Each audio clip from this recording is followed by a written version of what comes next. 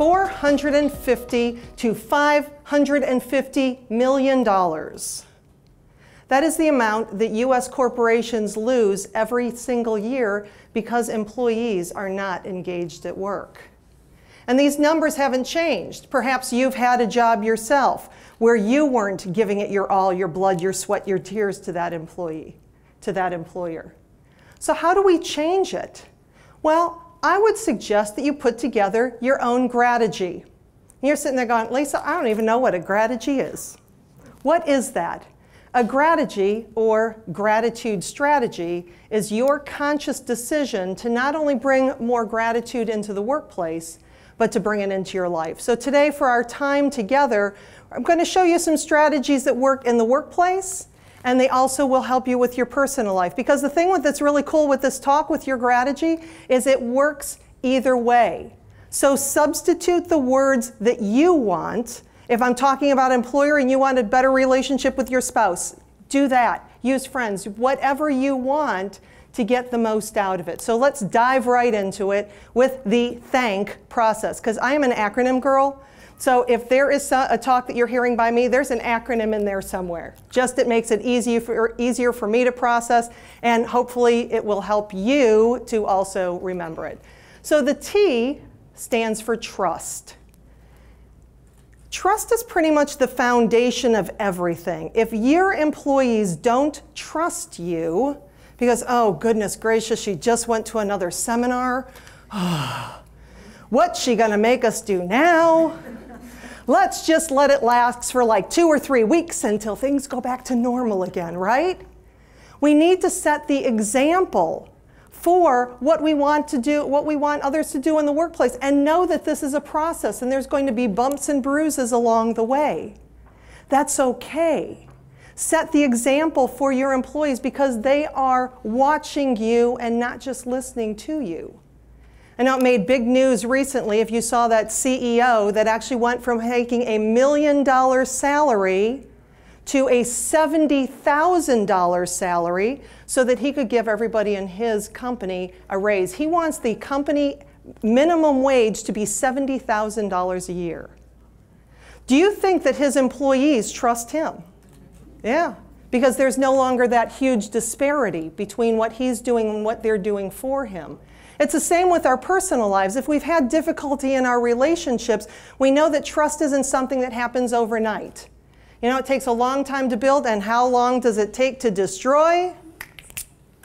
Exactly. So know that this is a process, but we begin with that foundation of trust. Next, we move to help. Help your employees to envision their career path within the organization. Because when they can see themselves where they want to be, using their strengths, using what they love to do, they're going to work a lot harder for you. Be proactive. Don't just wait till somebody comes along and gives their 2-week notice. Oh, how can we keep you? Yeah. Take the time to, again, look at what you can do. Where are they shining? How can I help them to do more of that? You know, we see so many books now like Strengths Finders that instead of fixing what's broken in employees, we look at what they're already good at and help them to do more of that. And in our personal lives, when we come to each other, when we come to others in a mode of service, of volunteering, of helping others, of making someone else's life a little bit better because we were in it, we deepen those relationships. So trust, help. The next one, of course, it's my favorite step because that's the applaud step. We want to recognize, we want to acknowledge the people. And what gets recognized gets repeated. So we want to be very specific in our praise. But the thing that we need to do, because we all know, I mean, Mom has been telling us since we were this high, comes down to 2 words. And those 2 words would be? Thank you. Okay, wait a minute. And those 2 words would be? Thank you. Okay, so somebody says thank you, you're welcome. That is the only acceptable answer to the words thank you. Besides my pleasure, you can also say that, that's the addendum. But what are some of the things that we hear instead of you're welcome? It's nothing. It's nothing? No problem. No problem? Absolutely. Absolutely. Just doing my job. Yep. We need to change the language. When somebody says thank you, remember, they are giving you a gift, and when you take that gift and you say it was nothing, you're not accepting it. We're not completing that cycle of appreciation. So we're actually going to do a little practice right now. It's going to be really quick. It's called the thank you, you're welcome exercise. You will turn to the person that's sitting next to you, and it looks like this. Thank you, you're welcome, thank you, you're welcome, thank you, you're welcome, switch. Thank you, you're welcome, thank you, you're welcome, thank you, you're welcome. Okay, on the count of 3, the person with the shortest hair goes first. Sorry. Go ahead and go. 3, thank you, you're welcome, switch.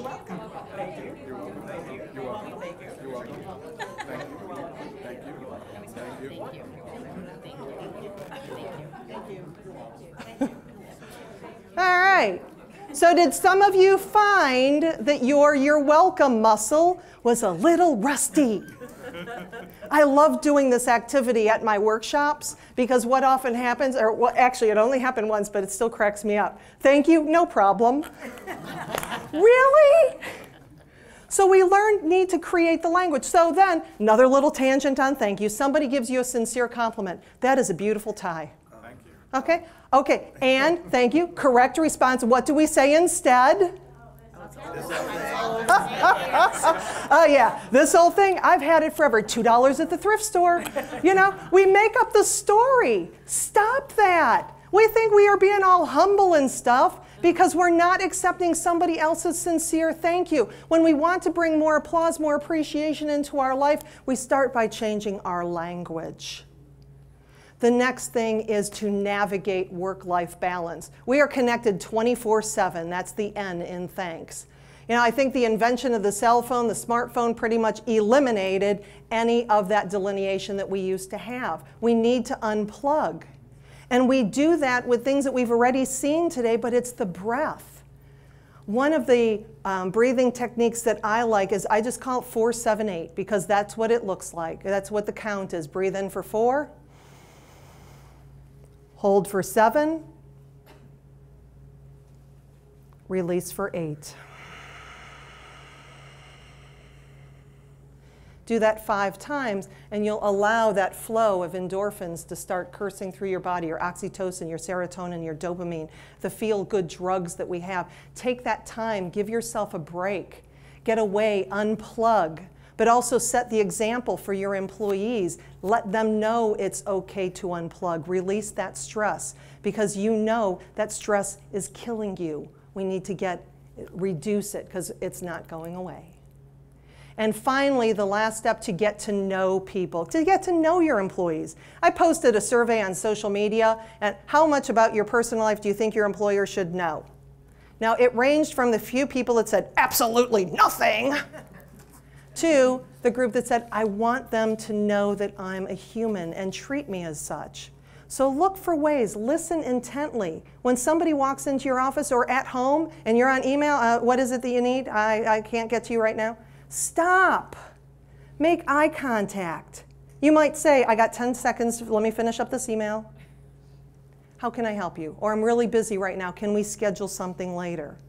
Get to know people. Take that time in our personal lives as well. Listen intently. Find out what people like to do and relate to them in the way that they want to be related to. The golden rule says to do unto others as you would have done unto you. But when it comes to getting to know others, do unto others as they would have done unto them. So in our short time together, we've looked at those 5 steps. We've learned how to build a foundation of trust, to help others, to applaud and acknowledge their efforts, to navigate work-life balance, and finally to get to know people. And when you do that, when you thank people, you will get rich, not only financially, in your relationships, in your health, in every single area of your life. Thankfulness, gratefulness, gratitude works. Put together your Grategy today, and please know how much I appreciate all of you. Thank you. Thank